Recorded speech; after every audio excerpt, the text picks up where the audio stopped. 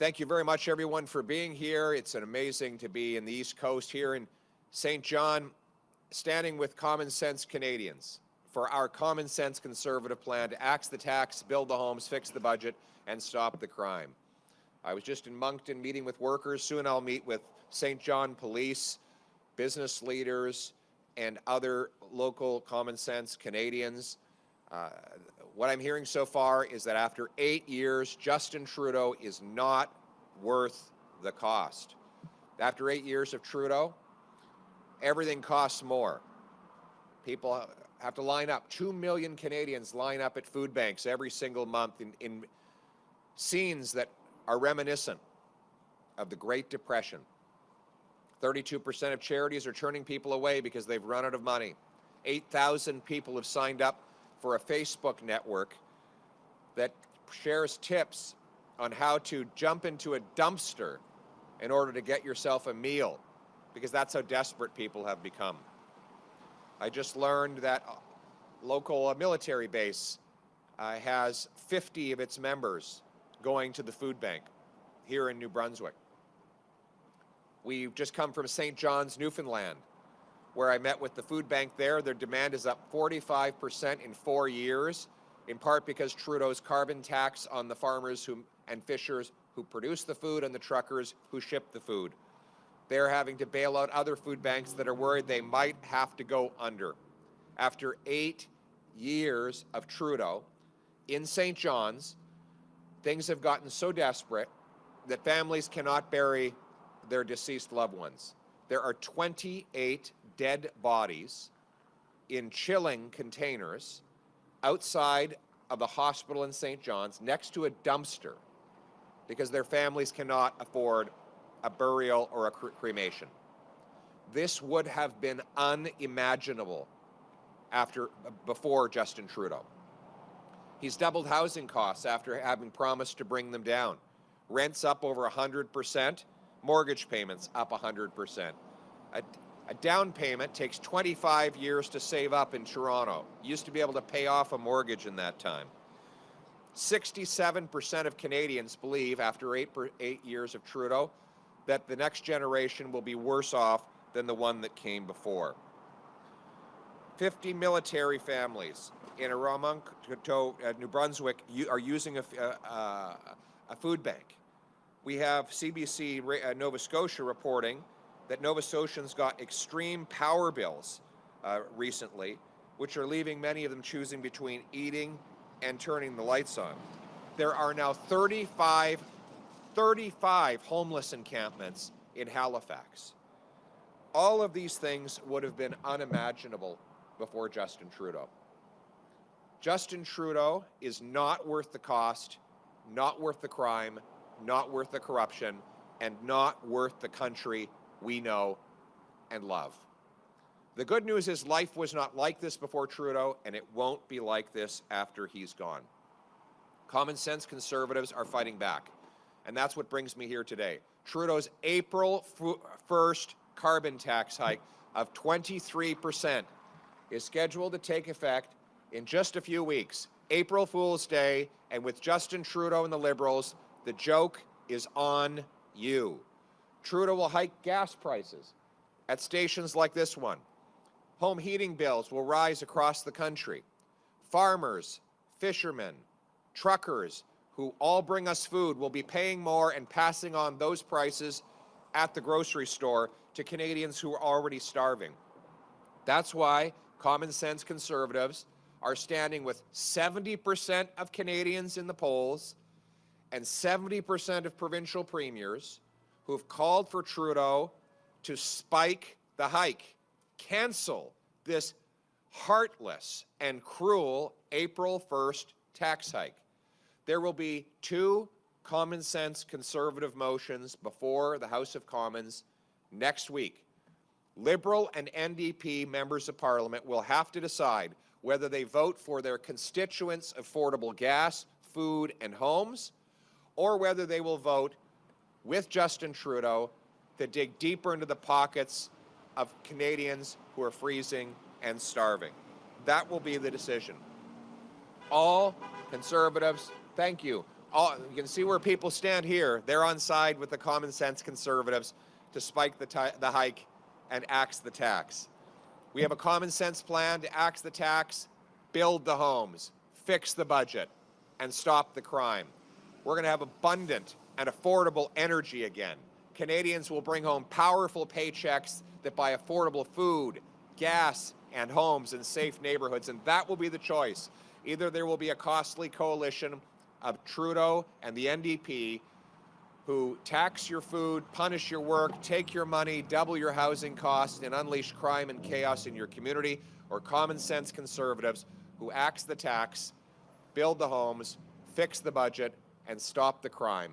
That's the choice. Let's bring it home. Thank you. We'll now have time for 5 questions from the floor. Bonjour, M. Poilievre. Merci de prendre ma question. J'aimerais vous entendre sur l'interdiction de brûler du charbon dans les centrales thermiques pour produire de l'électricité à partir de 2030. On sait que 2030, c'est la limite. J'aimerais savoir, vous, si vous êtes Premier ministre, allez-vous permettre, comme le demande Blaine Higgs, aux centrales thermiques comme Belle-Dune, de brûler du charbon après 2030? Mais il faut... La solution, c'est de trouver des remplacements. Trudeau est très bon à faire des interdictions, de bannir des choses, mais il faut remplacer une énergie avec une autre. Ça prend l'énergie nucléaire ou le gaz naturel. Un gouvernement conservateur, basé sur le gros bon sens, va accélérer l'approbation des centres nucléaires et la conversion des centres de charbon en gaz naturel, qui a beaucoup moins d'émissions. Et c'est comme ça qu'on va pouvoir réduire les émissions et aussi le coût d'électricité. Il faut donner le feu vert au projet vert. Merci. Thank you. Next question. Hi, John Schillebeck with Brunswick News. Do you think the Energy East pipeline project could be revived? And if so, how would you help that come along as Prime Minister if you're elected? I strongly supported the Energy East pipeline. I think it is insane that we are, here in St. John, we are importing 130,000 barrels of Saudi Arabian, Nigerian oil at the same time as our Western producers are blocked from selling their product to other Canadians. Justin Trudeau killed the Energy East pipeline. His Liberal New Brunswick MPs helped him kill it. They did nothing to champion the jobs of New Brunswickers or of Western Canadians. Common sense conservatives will repeal the unconstitutional C-69 that blocks development and replace it with a new law that protects the environment, consults First Nations, but gets things built. And I will support Canadian pipelines that deliver Canadian energy to Canadian markets and are built with Canadian steel. That's what it means to bring it home.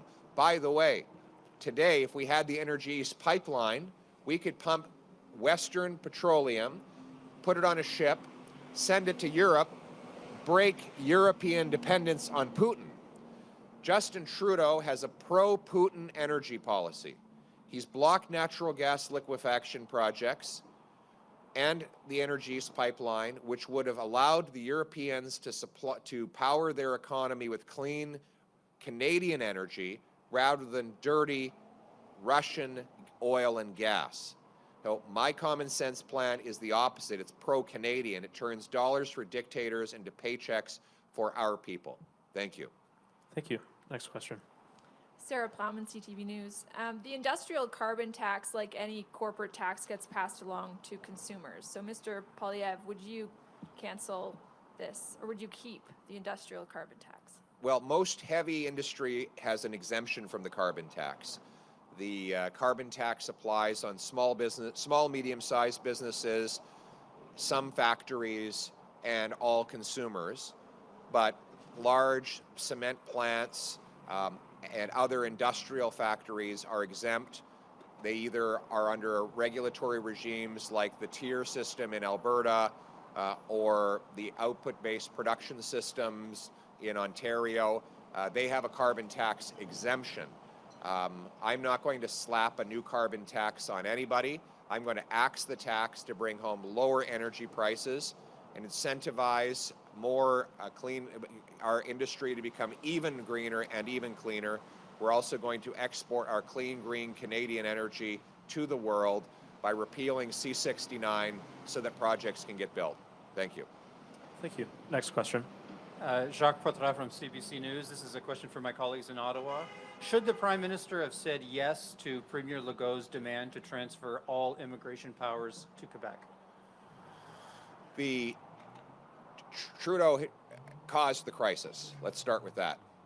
He unleashed chaos in our immigration system by keeping Roxham Road open for years after the Americans offered to close it, by removing the visa requirement for Mexico that common sense conservatives had put in place, which led asylum claims to rise from 250 to 17,000 in just 8 years, with almost 90% of those claims not found to be legitimate by the Immigration and Refugee Board. More than half of the intake of refugees have been going to Quebec, even though that province has only 22% of the national population. Obviously, that has put massive, by the Liberal government's own admission, that has put massive strain on housing and social services.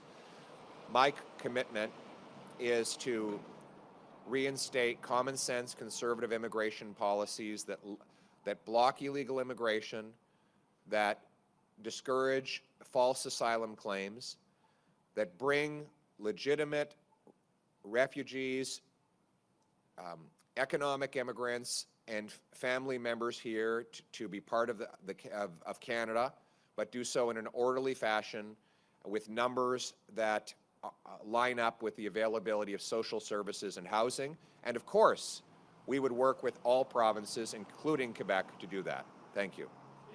Okay. Thank you. We'll have time for one more question. Thank you.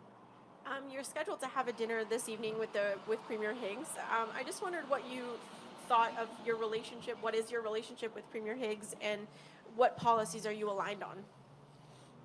First and foremost, the carbon tax. Premier Higgs has joined with common sense conservatives across the country to axe the tax. And tonight I will thank him and all New Brunswick conservatives for locking arms with us on that. Premier Higgs and all New Brunswick conservatives understand that people in places like St. John, in Moncton, in Fredericton can't afford yet another Trudeau tax. What they need is affordable, abundant energy, and that's what they will get when I axe the tax. But the last thing we want is for, after I axe the tax, for there to be another Trudeau-style provincial government that puts it back on. And that's the risk. Whenever you vote Liberal, you should hold on to your wallet because they'll be coming for your money. Thank you. All right. Thank you very much. Let's bring it home. Thank you. Thanks, guys. Appreciate it. Go say hello to these nice people.